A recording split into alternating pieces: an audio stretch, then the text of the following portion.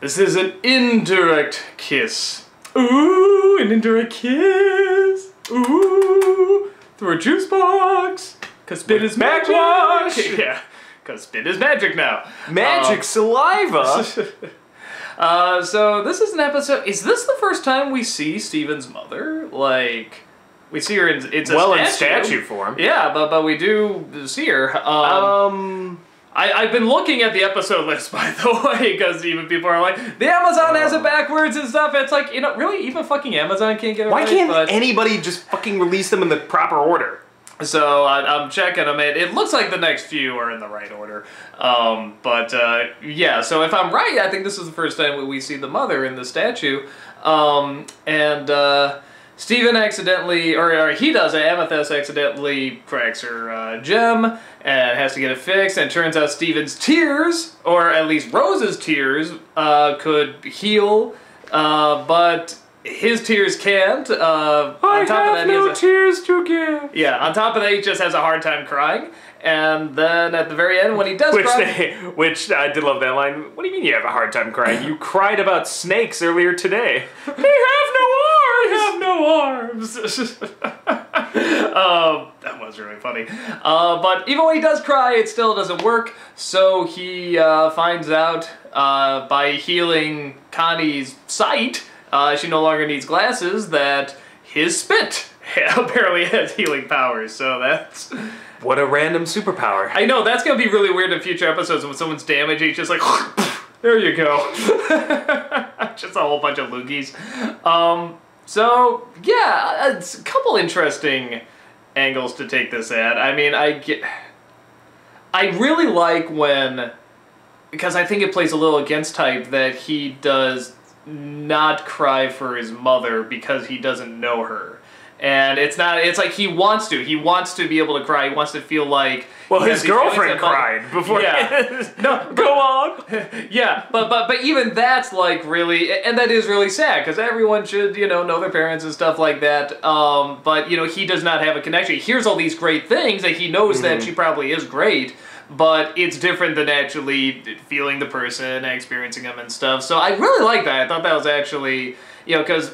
most would just think of mother, oh, okay, and the tear comes or whatever, and how wonderful she probably was, but I like that he doesn't have that connection, you know, because he's just never met her. So, I like that. I like how, I guess the moral of the episode is kind of just, would you say that the moral is it's okay to cry? I mean, is that kind of the angle? Because I don't think anything built up like it's bad to cry beforehand. I don't know if there's a moral per se. Just it. I don't know if it's okay to cry because he wanted to cry the whole time. Yeah, there was nothing that said like, oh, what, you're crying or anything like that. So maybe it's just a bunch of stuff. Yeah, maybe. Maybe that's it. It does tackle sort of an interesting thing, is that for some people it is hard to cry. And I don't mean that at all. It's like an insult against those who do cry, or insult against those who have a hard time crying, whatever. Just for some people it is very difficult. Even when you know, I mean, I know like there's times where it's like, no, you lost your hat this morning and started bawling. Oh, I was afraid, it almost left! It was sad. It was very sad. But yeah, but there are times where it's like, even when you know it's healthy, it's like, no, like, I need to do this, I need to cry, I need to get this out. Like, sometimes it's difficult, it just has to come at a certain time, and it's hard to force. So I do kind of like they were addressing that. Other people cry at the drop of a hat. I did that in my first review, actually. I actually dropped a hat on one of the characters. I cry when I'm forced to watch the Smurfs. Yeah, I mean, that's just where it goes. But yeah, so it was good. I like that we know, you know, we find out more. Okay, here, one other thing I thought was interesting. I'm sorry, I'm sort of taking this all over. That's okay, because you set the camera up like an idiot. I have to, like, lean into... Well, no, I was trying to get the light. We still don't have it. Well, you're the one that likes to film in the office. We still don't have any light. Well, you wouldn't let us film out there because you said it looks like a disaster area. Well, yeah, I'm too lazy to clean it. Okay, well, I would have filmed out there. Well, maybe the next one we'll film out here. Tune in next time to see where we're filming. Bye! Instead, it's like... It's Steven! And Steven! And Rob! Yeah, I was gonna do the whole thing from over here. Over here, you're gonna be Dr. Claw. I'll get you next time, Gadget. Next, shut up. Oh, Stop it. Not cool. feline cancer, really? I should cut that talk. But the other interesting thing, are you picking up on this too? I mean, because, okay, they all obviously really like Rose and they remember her finally and stuff. Pearl really seems to like Rose. Well, if you look at it, I think Pearl probably had way more in common with Rose than any of the others.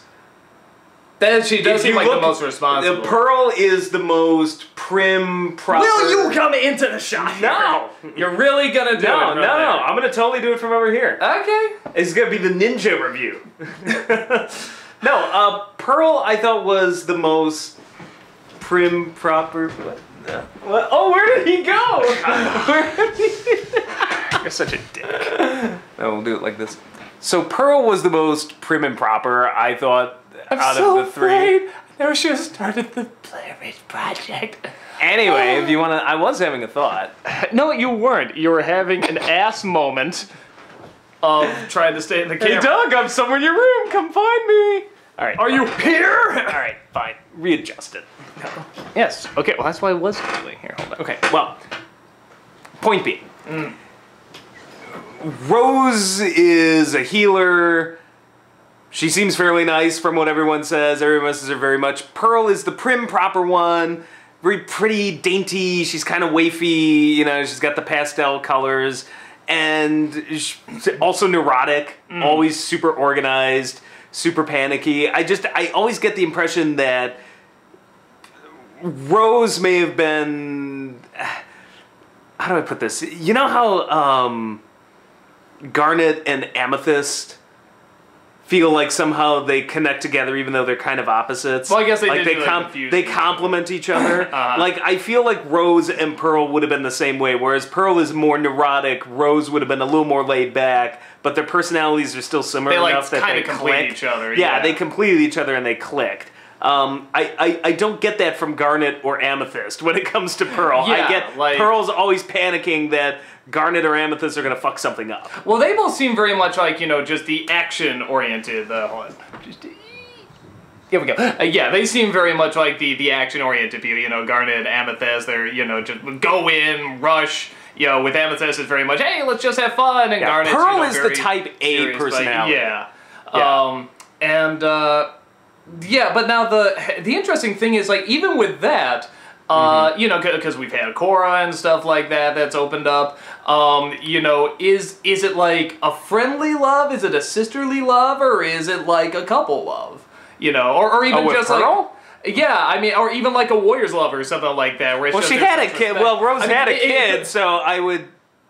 Well, I don't know. but that could be even more... Or, I mean, it could be like where is I going with this? I mean, it could be sort of something where it's like she looked at her like a teacher, sort of like a mentor, you know, a teacher and student love as well. So, I mean, because there's clearly something she has... It's not just, oh, hey, we worked well off each other. It's like, she's got something. Considering we haven't seen much of Rose, I don't know if we could really say. I mean, I guess we can't really find out, yeah. But, I mean, to me, it feels more like than just a, you know, like, yeah, we got along kind of thing. I mean, because, like, she's really obsessed with that place not being torn down. And, oh, yeah, just go through the place where she used to come all the time and just, you know. Well, okay, well, keep this in mind, too, I mean, though. There could be a very simple explanation for some of that, too, which is Pearl hates messes. So it sounds like it was once a beautiful place. Now it's taken over by thorn bushes or whatever, so... Yeah. Yeah, I guess that's true. But even before... So it could have been the double whammy of like, oh, not only is it not how I remember it, it's also a fucking mess. It could be just kind of like a fangirl thing, too. I guess it kind of falls under the mentor thing, though, as well. Because everything seems to be really praising her. Like, the other two, you know, really respect her and stuff, but she seems to really praise her. I just get the impression that Pearl and Rose just really got along. Like, I hate to say it, I get the impression that if Pearl was going to pick for somebody to die in the group, it would not have been Rose. That's all I'm saying. Probably not.